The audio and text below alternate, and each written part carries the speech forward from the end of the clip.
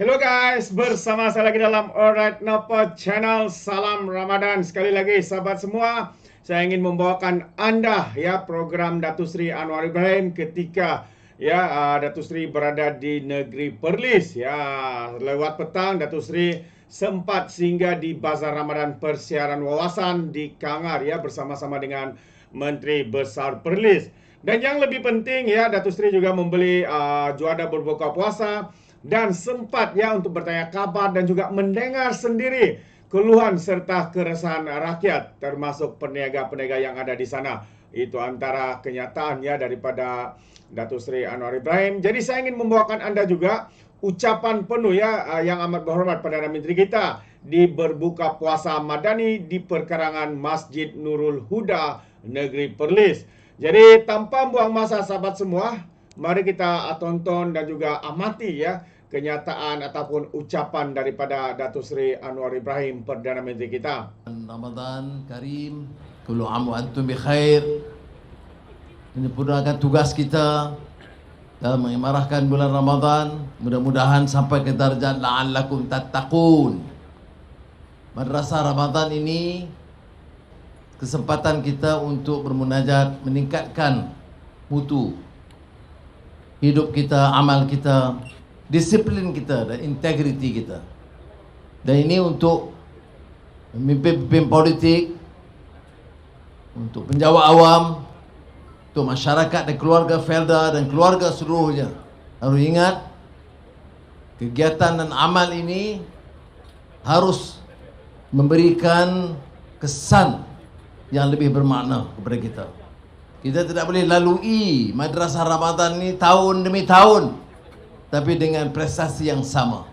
Kita harap sama dia itu pemimpin ataupun pengurusan Felda atau penjawat awam, kalau mau hidup kita lebih bermakna, maka gunalah kesempatan bulan Ramadan ini memperbaiki amal kita, menambah amal kita, memperbaiki akhlak kita, jaga integriti kita, dan teruskan khidmat seperti mana kita diamanahkan. Jadi saya ucap sekali lagi terima kasih kepada Menteri Besar dan Kerajaan Negeri Perlis kerana berikan ruang dan kesempatan bersama bersama.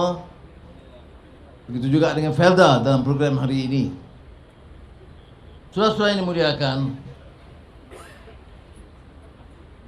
saya ucap sekali lagi terima kasih kerana kesempatan diberikan untuk kita jadikan lawatan ini lawatan kerja yang bermakna. Tadi dengan speaker dan ahli majlis bawah kerajaan negeri dan pegawai kanan bersama dengan ketua pengarah ICU dan pegawai kanan yang lain dari pelbagai kementerian. Dia tidak jadi sesi taklimat biasa. Selalunya bila ada kunjungan, ada taklimat, kemudian pulang. Tapi kita minta input dan saranan daripada kerajaan negeri. Dan ini kita lakukan di kebanyakan negeri. Ini Perlis, negeri kelima. 2 hari yang lalu di Sarawak. Ditumpukan apa projek yang dilaksanakan. Apa masalah? Kalau lewat sebab apa? Apa masalah keluhan rakyat? Mengapa tak dapat kita tangani dengan baik? Apa lagi cara-cara baru untuk jadikan Perlis maju, baik dari segi pelancongan atau dari segi pembangunan ekonomi keseluruhannya. Maka saya ucap terima kasih kerana kesempatan yang diberikan kita dengar. Kerana kadang-kadang keputusan yang kita buat di dalam persekutuan tidak semestinya selari dengan keutamaan yang ditetapkan oleh kerajaan negeri. Oleh itu, penyelesaian ini baik. Dan saya ucap terima kasih juga kerana kerajaan negeri Perlis, walaupun nakhoda dia itu lain partinya, tetapi hubungan akrab dan kerjasama sangat baik. Terima kasih, Saudara Mahsusi.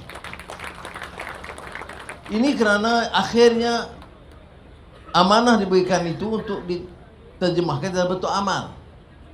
Negara kita punya potensi yang baik. Sebab itu saya katakan, dia mesti mula dengan sikap kita.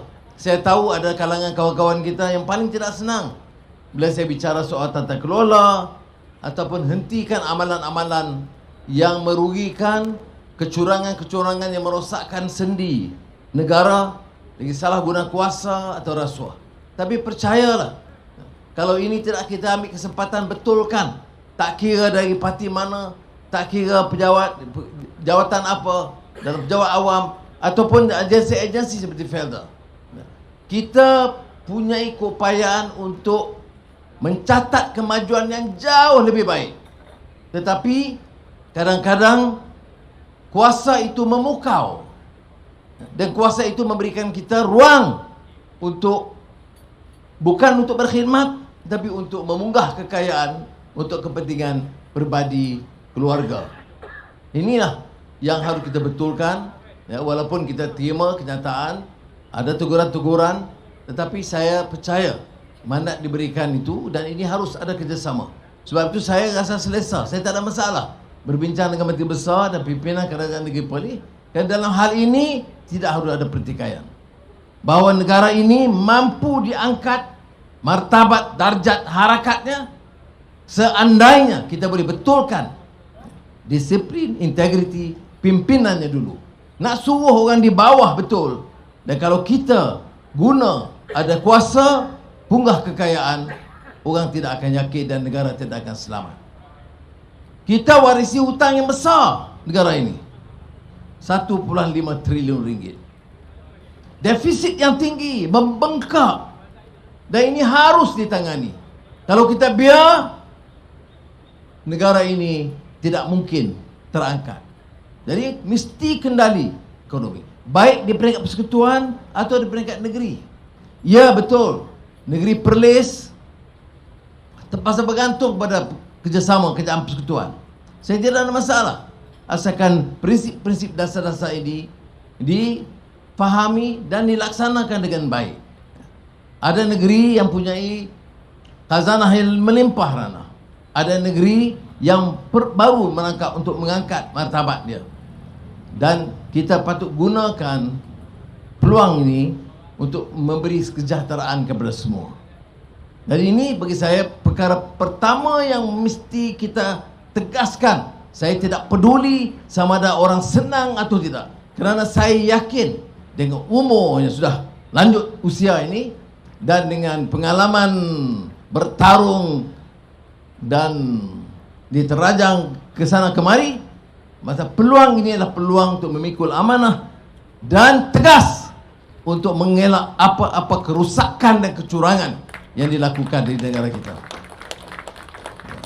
Sebab itu sudah lihat kadang-kadang tegas. Ada orang kata tak payah, kata PMX ini banyak sangat kontroversi, patut baik-baik cukuplah. Ini pun ya, saya terima baiklah pandangan, tetapi baik macam mana kalau tidak diperbaiki keadaan? Kita sebut islah mastata' itu apa dia? Kita ada madrasah Ramadan itu apa dia? Mesti ada semangat dan niat tu bawa perubahan. Perubahan bagaimana boleh kita buat? Nak suruh rakyat kerja rajin, nak suruh ada idea baru, tapi dia tengok pemimpin tidak menunjukkan sikap kesungguhan kerja dan bersihkan negara daripada kecurangan. Sebab itu dia mesti mula dan ibda' binafsika, mesti mula daripada diri kita. Dan ini saya harap dapat difahami oleh rakyat, kerana ada yang pakailah kata tomahan sebab dendam lah, sebab marah lah. Tak ada sudah. Ya, tetapi negara ini mesti dibersihkan. Harta karun yang berbilion-bilion yang diangkut, dia dipunggah oleh sesiapa saja, harus dipulangkan kepada rakyat. Bukan dipulangkan untuk saya, dipulangkan kepada rakyat. Itu yang pertama saya harap kawan-kawan, saudari di Perlis itu faham. Keduanya, pusat perhatian kita apa? Betul saya pergi ke Australia baru ni, pergi ke Jerman, sebelum tu ke Jepun, bukan untuk bercuti. Kawan-kawan yang iring saya tahu, tak ada ruang saya pergi ke kedai, tak ada ruang nak berjalan, nak makan angin. Kalau ada masa lapang malam, saya exercise sikit, jogging ringan. Tapi kita gunakan untuk cari jalan selesaikan masalah ekonomi kita, tarik pelaburan. Dan alhamdulillah, saya pergi ke Jerman umpamanya, negara Jerman sekarang anggap Malaysia di antara negara penting di Asia Tenggara. Jadi kalau microchips, ya, Tengok dalam laporan Financial Times, laporan New York Times, ya, kehadiran pelabur-pelabur besar sekali. Maknanya kita dicabar untuk membuktikan kita ada keupayaan. Pemimpin-pemimpin dituntut mengadakan dasar yang jelas untuk menarik pelabur. Penjawat awam harus lebih tegas, lebih berdisiplin dan lebih pantas menjalankan tugas mereka. Felda harus diurus dengan lebih baik, meninggalkan pengalaman-pengalaman yang merugikan yang lalu dan bawa ke depan dengan begitu baik. Felda maknanya bukan saja pengurusan, tapi juga keluarga Felda. Ini yang kita dapat lakukan. Baik, apa tugas kerajaan? Saya dah umum dulu untuk Felda yang diperlukan. Katakan di kawasan Felda kadang gelap gulita, kita kata Sabri tak apalah, kita lulus, pasang lampu jalan. Ada yang kata dialisis, kena pergi daripada Cuping mesti ke Kanga untuk buat dialisis. Maka kita sediakan korang punya tempat dialisis di setiap kawasan Felda, kemudian kawasan yang besar peringkat awal. Perumahan kita cuba tambah. Tetapi sudah ingat, ya, masalah-masalah yang dihadapi tidak boleh diselesaikan dalam masa satu tahun. Tapi percayalah, saya tidak tolak ansur dalam hal ini, iaitu mencari jalan dan kaedah untuk memperbaiki. Ya, kita hadapi masalah lain juga. Ya, selain itu saya katakan masalah pembangunan, masalah kos sara hidup. Ya. Ada orang mengatakan saya nafikan. Saya tidak pernah nafikan. Saya pergi ke bazar, saya tahu. Tanya juga khabar, tanya harga. Memang ada masalah.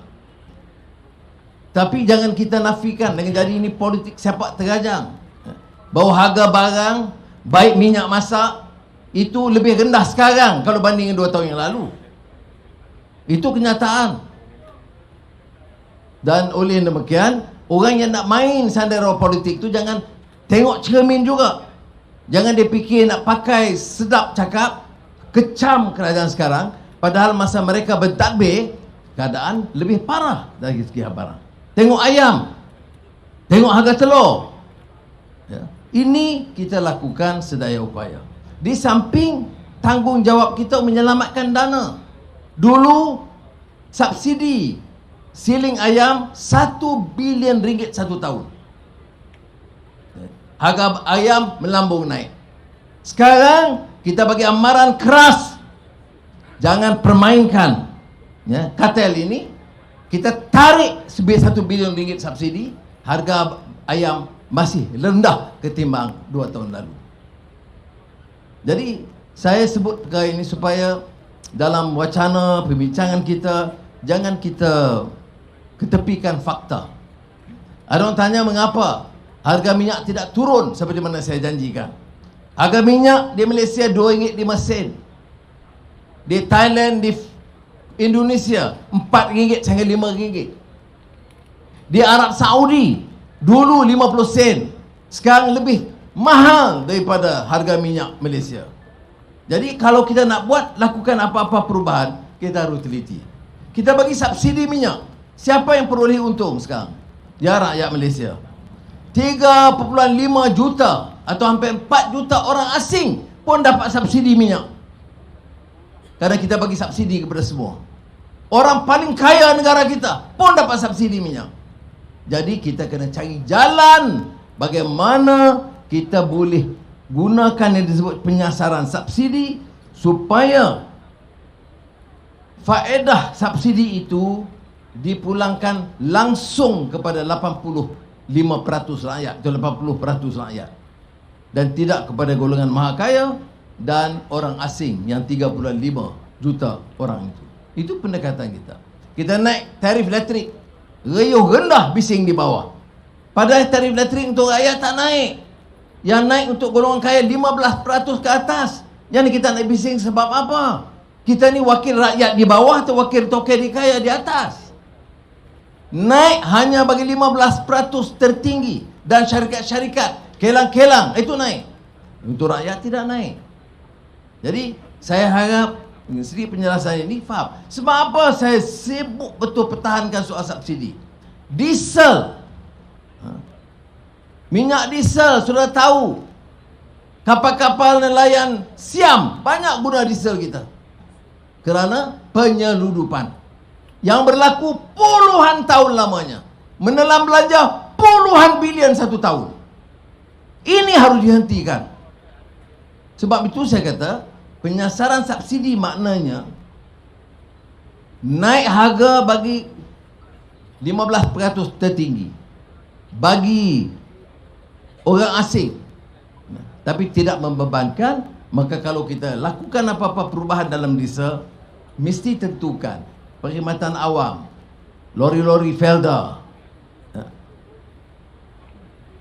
nelayan, bas sekolah, jabatan kerajaan, itu tidak dikenakan atau ditetapkan kenaikan diesel. Ini beberapa pendekatan kita buat. Kalau ada pandangan atau teguran, saya boleh terima untuk baiki. Tapi kita harus cari jalan untuk menambah hasil. Tambah hasil baru saya boleh tolong. Kita tahu Felda ada di sini untuk Felda, untuk menyelamatkan Felda. Tak apalah ada kata Perdana Menteri dulu, Perdana Menteri sekarang, tak apalah. Pokoknya kerajaan kena tanggung 8 bilion ringgit. 1 bilion 1 tahun. Jadi dari mana wang itu? Mestilah dari pengurusan keuangan yang cekap. Saya datang tadi Perlis, Menteri Besar ambil peluang lah. Saya terpaksa dengar, minta itu, minta ini. Yang mendesak bukan untuk dia, untuk rakyat Perlis. Sebahagiannya saya lulus segera. Sebahagiannya saya kata esok, lusa mesyuarat jemaah menteri, saya akan sampaikan supaya jemaah menteri bincang untuk beri keutamaan dan membantu. Sebahagiannya tentulah ikut agensi pusat, Kementerian Keuangan, Kementerian Ekonomi dan kementerian berkenaan untuk kaji. Maknanya di mana-mana negeri saya pergi, mesti ada tuntutan baru. Saya pergi ke Sarawak 2 hari yang lalu. Dia minta kita sokong cadangan wujudkan Cancer Hospital atau Institut Barah yang akan berpusat di Kuching. Kalau dia kata orang Sabah Sarawak yang penyakit barah takkan nak kena terbang ke Kuala Lumpur semua. Ada cadangan yang baik. Tapi kos dia dekat 1 bilion ringgit. Perlu atau mendesak? Memang perlu dan mendesak. Fulus maafi. Adalah sikit fee sikit. Bila Menteri Besar minta projek 14 juta, saya kata okey, lulus segera-segera. Kalau dia minta 140 juta, saya kata tunggu saat. Jadi boleh. Jadi kita cadang kaedah baru dengan Sarawak. Jalan dulu, kita bayar ikut progres dia.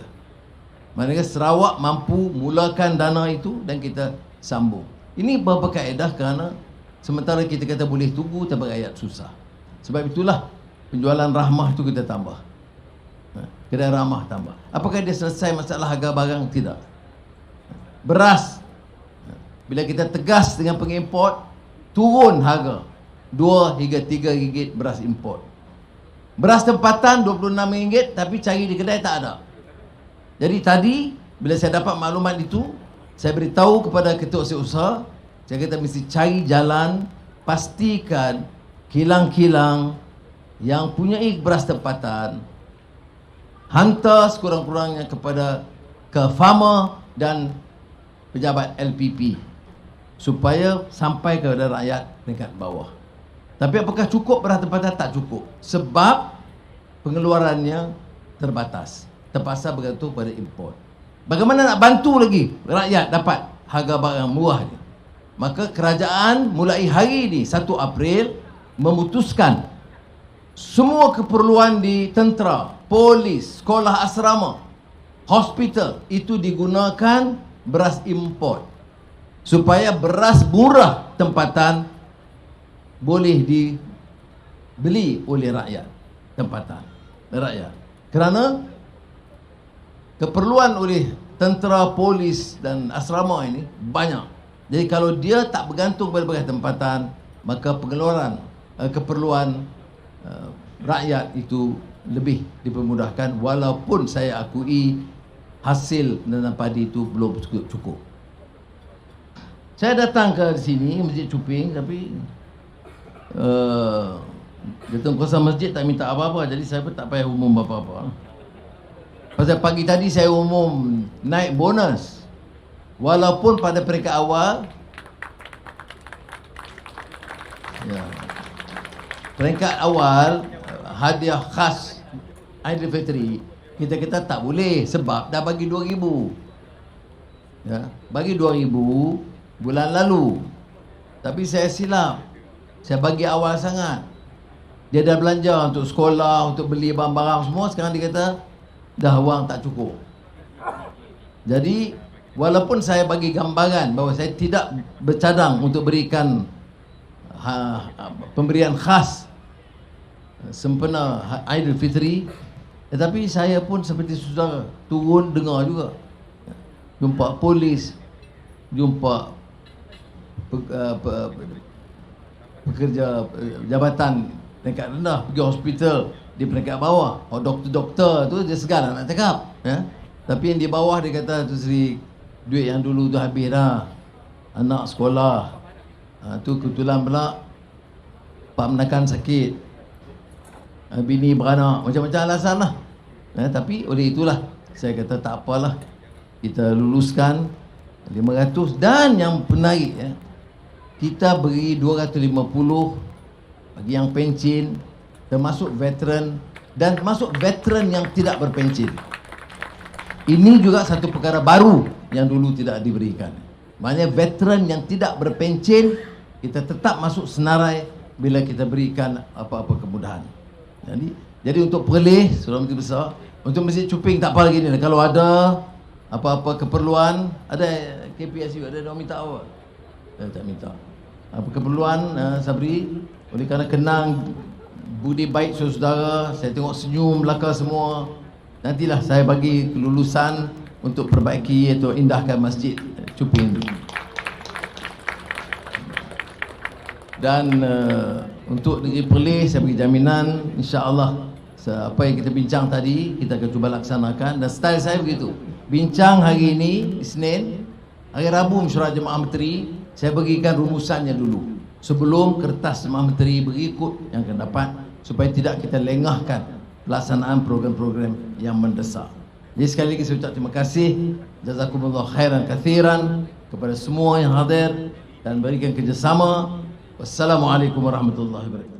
Terbaik sahabat-sahabat semua, itu dia pengumuman. Dan juga sekali lagi ya, Datuk Seri mengingatkan pemberian, ya, pemberian khas kepada penjawat, termasuk juga ya pesara-pesara yang berpencen dan juga yang tidak berpencen, sahabat-sahabat semua. Begitulah prihatinnya Perdana Menteri kita. Sebelum ini telah pun diberikan 2,000 jumlah bantuan, sahabat-sahabat semua, kepada penjawat awam. Tapi disebabkan anak-anak keluarga bersekolah menggunakan banyak, ya, menggunakan banyak keperluan, jadi mungkin habis. Jadi hari ini sekali lagi Datuk Seri membuat pengumuman itu, ya, kemarin sebenarnya, tapi hari ini diulang sekali lagi ketika Datuk Seri membuat ucapan, ya, di Negeri Perlis dalam satu majlis berbuka puasa.